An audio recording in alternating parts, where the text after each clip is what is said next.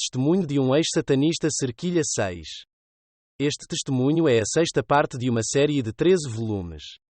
Para obter todos os benefícios, você deve ler as outras 12 partes em ordem numérica.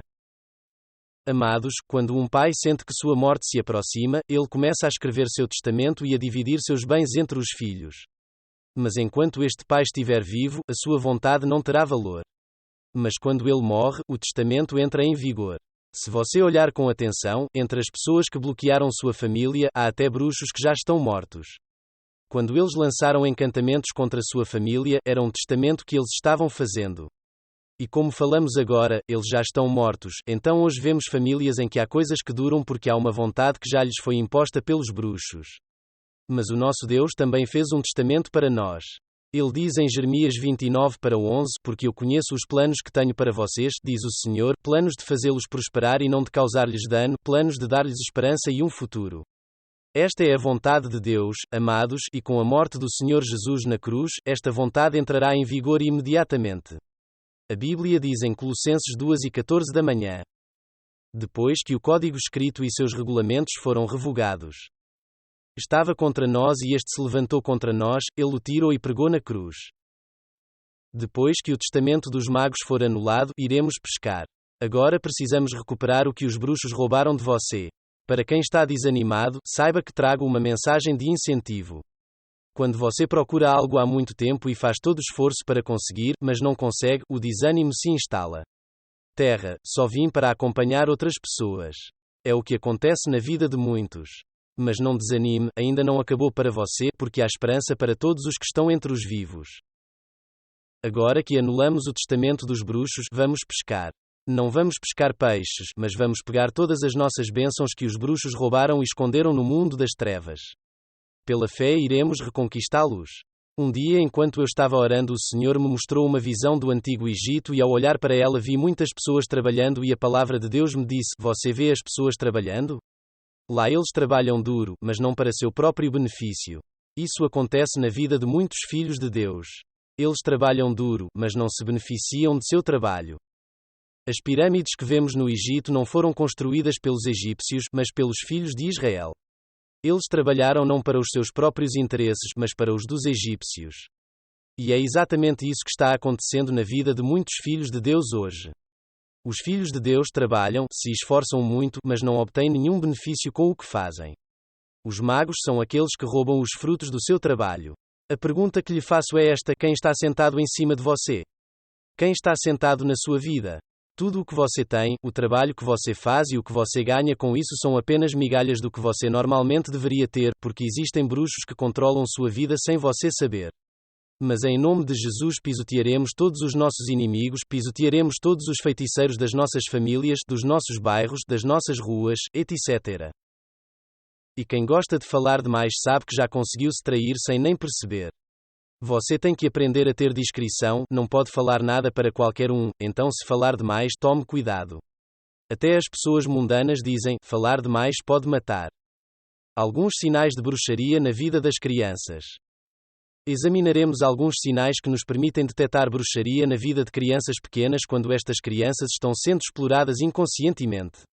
Esses sinais são os seguintes: a criança está muito distraída, tem lacunas de memória, a criança esquece facilmente, você conta uma coisa para ela, depois de alguns minutos você pergunta de novo o que acabou de falar e ela não lembra mais, ela tem tudo. Por exemplo, você pede para uma criança trazer uma xícara para você, mas em vez de uma xícara ela traz uma faca. A falta de inteligência da criança, ela discute constantemente, ela é rebelde e impetuosa, os próprios pais carregam seus insultos para com os filhos são uma grande parte disso. Se você lançar insultos ao seu filho, por exemplo, se você insultá-lo cachorro, e acontecer de um mágico aparecer, ele joga um fantasma ou um demónio cachorro na criança e a criança se torna rebelde.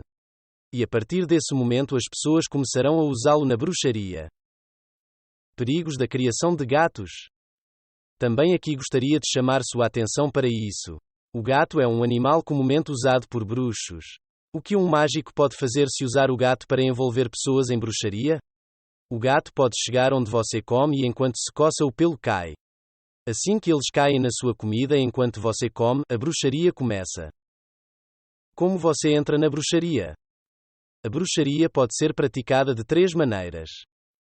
Primeiro, através de um pacto ou contrato que você mesmo assina. Por exemplo, se você tem um problema que vai além das suas limitações, em vez de confiar em Jesus, você recorre a uma cartomante ou a um feiticeiro que lhe apresenta um fetiche, alguma aparência de solução. Esse fetiche você.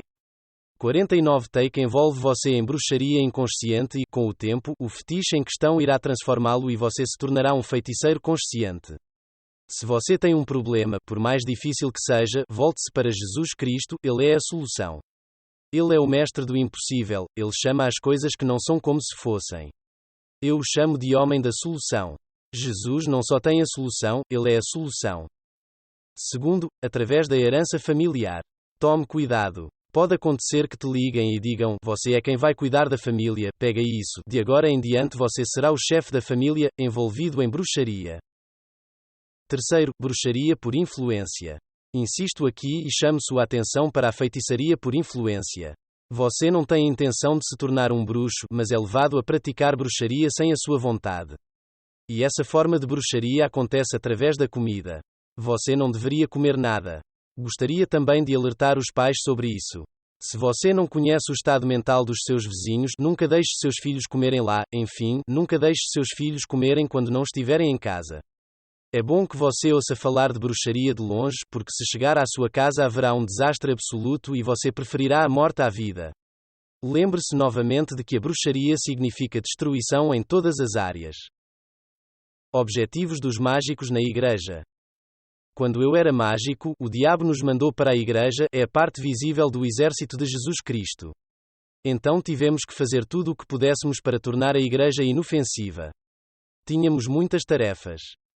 Primeira tarefa, quando entramos na igreja, a primeira tarefa foi fazer com que os filhos de Deus ignorassem a palavra de Deus. Neste nível dirijo a atenção dos pregadores da palavra de Deus. Se você perceber que não está andando em piedade e vivendo uma vida santificada, não pregue, pois se você pregar estará prestando um grande desserviço à igreja. Quando entramos na igreja, estávamos muito. Se misturou com a multidão e começou a abanar os dedos de uma certa maneira, e enquanto fazíamos isso, ninguém notou, ninguém estava interessado no que estávamos fazendo. Com esse encantamento, amarramos a língua do pregador, e ele automaticamente esqueceu toda a mensagem que havia preparado e começou a contar histórias ao povo de Deus que não eram edificantes. O diabo nos disse que devemos fazer isso para que os cristãos se tornem fracos, porque se não ouvirem a palavra de Deus, serão enfraquecidos na fé, como diz Romanos 10:17 da manhã, disto vem a fé. Ouvindo a mensagem, e a mensagem é ouvida através da palavra de Cristo. Quando conseguimos desviar a língua do pregador, ele começou a falar bobagens como, eu estava no sul, fiz isso, fiz aquilo. Você estava no sul, se você fez isso ou aquilo, como isso pode nos edificar? Não é da nossa conta se você estava no sul, o problema é seu, se você fez isso ou aquilo, o problema é seu. Pelo contrário, devem pregar a palavra de Deus, pois é a palavra que redime, salva e cura. É por isso que Jesus nos disse em João 8:32 da manhã, então conhecereis a verdade, e a verdade se tornará realidade. Estais livres. E essa verdade é a palavra de Deus. Segunda tarefa, tínhamos que manter os filhos de Deus na pobreza e lançar a maldição sobre eles. Quanto à pobreza, era preciso criar tédio durante as oferendas. Tem gente que, na hora do sacrifício, se sente chata, isso é o diabo. Os magos são os que causam isso. Para não cair na armadilha de Satanás é preciso saber dar a Deus, pois a Bíblia diz em Gênesis 49:25, por causa do Deus de teu Pai que te ajuda, por causa do Todo-Poderoso que te abençoa com bênçãos. Céu acima, bênção do abismo que está abaixo, bênção do peito e do ventre. É tudo obra do Senhor que abençoa.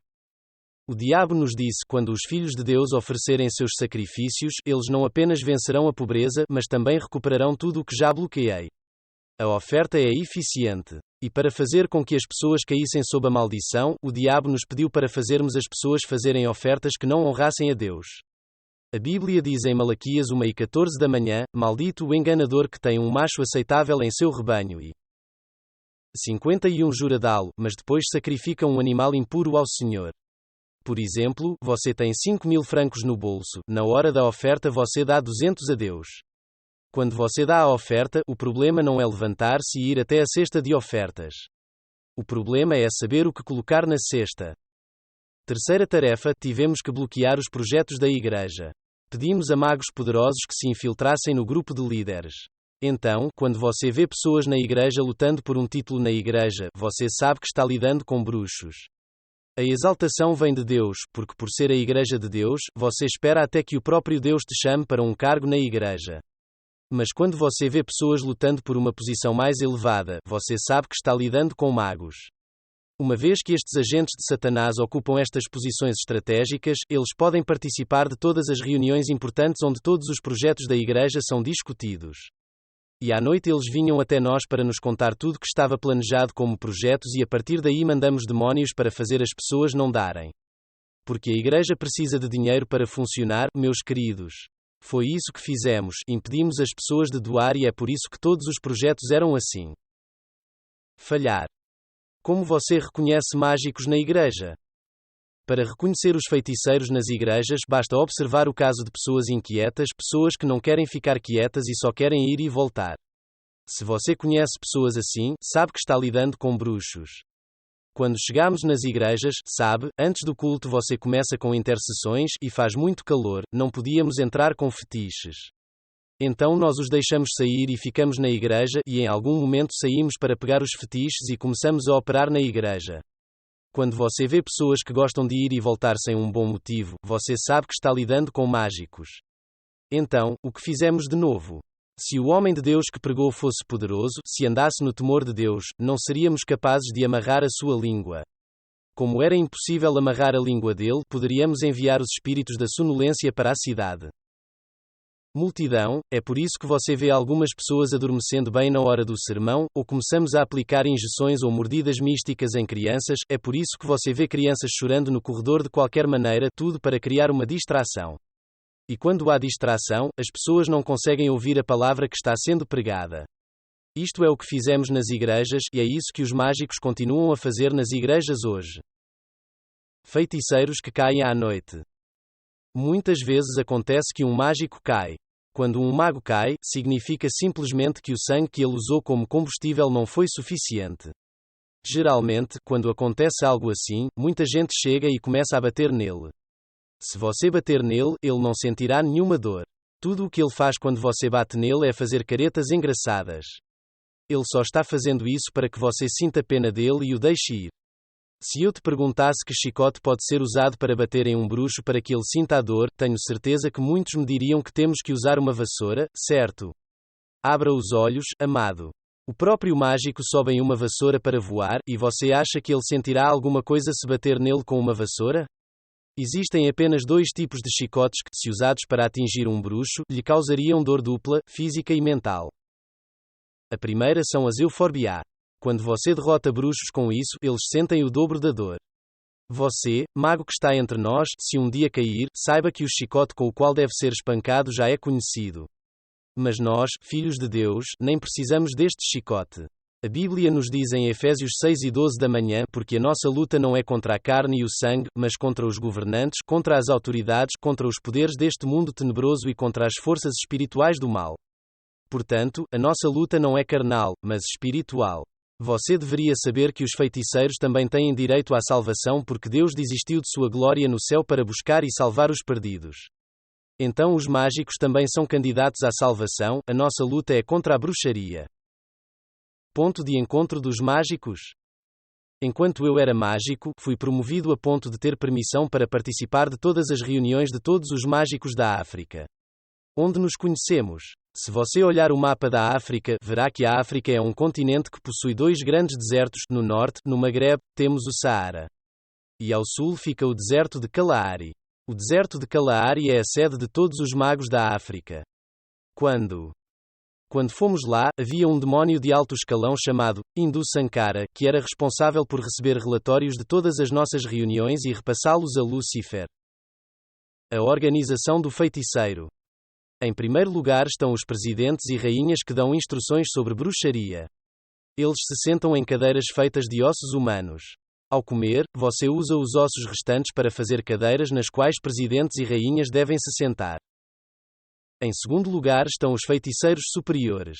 Gostaria de enfatizar esse ponto. Mago Supremo é o líder dos bruxos do bairro. Em cada bairro tem um líder dos bruxos do bairro, até no seu bairro tem um líder de todos os bruxos do bairro. Então é ele quem é chamado de feiticeiro supremo e tem o direito de ir até a autoridade para repassar o relatório para toda a sua vizinhança. E o líder do bairro não trabalha sozinho. Ele trabalha com o Avenue Thief e o Street Thief. Em cada avenida e em cada rua existe um líder de avenida ou um líder de rua de todos os feiticeiros da avenida ou rua. E a função do Avenue Thief é coletar informações sobre a avenida. Eles fazem assim, vão até sua casa, cumprimentam você de maneira amigável e até conversam com você. E como você gosta muito de conversar, você passa a passar todas as suas informações para ele.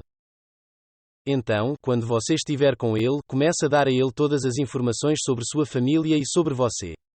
Por exemplo, você diz a ele: o dote da minha filha fulana já foi pago, os sogros dela disseram que virão em um determinado horário para pagar o dote. Farei isso este ano, faça o exame estadual. Se você der todas essas informações, saberá em que estado mental ele se encontra. A pessoa com quem você está falando. Você pelo menos sabe o motivo pelo qual ele visitou você. Será você quem lhe dará suas informações e ele, por sua vez, entregará o relatório ao líder do bairro. Por exemplo, ele lhe dirá: na minha avenida tem tal e tal problema, na casa ali tem esse problema, etc. Você já viu casos em que algumas famílias, apesar do pré-dote já foi pago e o dia do dote já foi acertado, os sogros vão embora e nunca mais voltam, como era de se esperar. Você sabia que os magos são a causa disso? O líder do bairro pega todos os relatórios que lhe são entregues pelos chefes de avenida e os repassa à delegacia à noite. Então eles usam todas as informações que você mesmo lhes deu para bloquear seus projetos. Se o casamento estiver no horizonte, ela irá bloqueá-lo. Você pegará um mago de sua família e confiará a tarefa a ele. E quando os mágicos fazem isso, eles confiam a um mágico da sua família a tarefa de bloquear o seu casamento, a sua fertilidade, o seu trabalho, a sua saúde, os seus negócios. Você descobrirá que trabalha muito, mas não ganha nada, enquanto os mágicos que não trabalham se beneficiam do seu trabalho. A Bíblia não diz que o trabalhador merece o seu salário? E quando trabalhamos, devemos nos beneficiar disso. Posso garantir que se você mantiver uma vida de oração constante, os mágicos não poderão mais brincar com suas bênçãos. E quando fazem isso com um bairro, eles bloqueiam muita coisa, além das coisas que foram bloqueadas, eles fazem leis que regulamentam a área. Por esta razão, você descobrirá que em algumas áreas os casamentos não são normais. Existem também áreas em que as pessoas não concluem os estudos. Você também pode notar que às vezes acontece de você morar em um bairro e as coisas não vão bem, mas assim que você muda de bairro, coisas que não iam bem no antigo ficam aparentes. O bairro começa a se dar bem com o novo bairro porque existem leis que os bruxos já implementaram no bairro. Mas nós que somos filhos de Deus não nos moveremos porque os feiticeiros fizeram leis, preferimos orar e suas leis serem revogadas em nome de Jesus. Continuando com o tema dos feiticeiros superiores, quando queríamos entrar no mundo das trevas, o SA acento agudo vamos o apito de chamada. E quando assobiamos, todos os bruxos inconscientes vieram até nós, depois nós. Transformou-os em cavalos e depois os usou como transporte para chegar ao mundo das trevas. Por esse motivo, algumas pessoas acordam com dores na coluna ou nas costas porque alguém as utilizou como meio de transporte noturno. Costumávamos fazer isso. Por exemplo, quando organizamos festas para nos divertirmos e nos divertirmos neste mundo, pegamos a cabeça das pessoas e essas cabeças viraram nossas bolas. É por isso que tem gente que acorda com dor de cabeça. Durante nossos momentos de comemoração, cantamos e tocamos bateria novamente. E as barrigas dos bruxos inconscientes serviam de tambor. Portanto, não se surpreenda se vir pessoas que vão para a cama saudáveis, mas acordam com dor de estômago. Isso é só porque alguém usou o estômago dela como tambor à noite. Também pegamos as pernas das pessoas e as usamos como guitarras. É por isso que você verá algumas pessoas com feridas incuráveis. Você também verá algumas pessoas que têm problemas ou dores nas pernas. Isso ocorre simplesmente porque alguém usava as pernas como guitarra à noite. Também poderíamos pegar uma pessoa e dormir com ela, e naquele momento essa pessoa se veria fazendo sexo em seu sonho. Você acha que foi realmente um sonho? Não, amado, não é um sonho. Se algo assim acontecer com você, saiba que os feiticeiros são os responsáveis. Comemos carne humana com outras pessoas. Se você se vê comendo em um sonho, pense que é normal, que é apenas um sonho. Amado, quero lhe dizer que é a realidade. É o trabalho de mágicos.